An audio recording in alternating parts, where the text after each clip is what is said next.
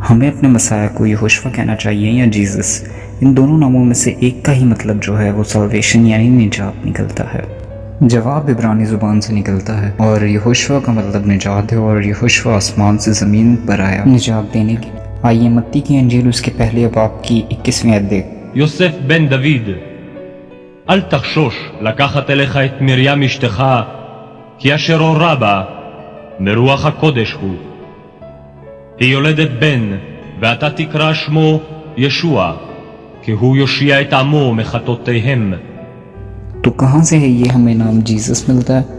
Jesus जो है वो सेंचुरीज के अंदर जो बहुत सारी ट्रांसलिट्रेशंस हुई हैं वहाँ से जो है वो ये निकल कर सामने आया है। ट्रांसलिट्रेशन के अंदर जो है वो उन्होंने सिर्फ लेटर्स को जो है वो किया ट्रांसलेट, लेकिन मीनिंग को नहीं। और एक्चुअली 3 टाइम्स जो है वो ट्रांसलेट हुआ है नाम।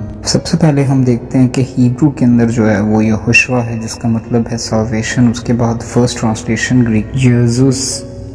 इसके बाद हम आते हैं थर्ड ट्रांसलेशन जो कि लैटिन की है ईसुस, और फिर लास्ट ट्रांसलेशन जो कि है एडेड जे के साथ वो है जीसस। और यहाँ तक कि आप किंग जेम्स वर्जन के अगर 1611 को देखें तो वहाँ पर भी जो है वो ईसुस ही इस्तेमाल हुआ है, जबकि ये जो जीसस नाम है इसको तकरीबन 400 साल हो चुके हैं।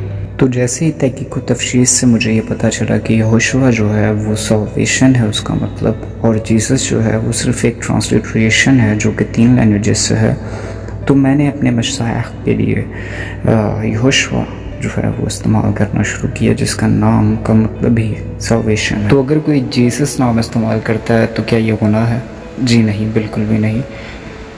और कुछ का ये भी कहना है हिल जुस जो है ये सिमिलर है और ये यहाँ से ट्रांसलेट हुआ है, तो ऐसा कुछ भी नहीं है। बाकी मुझसे अगर आप पूछते हैं तो मैं आपसे यही सजेस्ट करूँगा कि यहोशुआ नाम जो है वो आप इस्तेमाल करें, क्योंकि इसका मतलब जो है वो सल्वेशन है।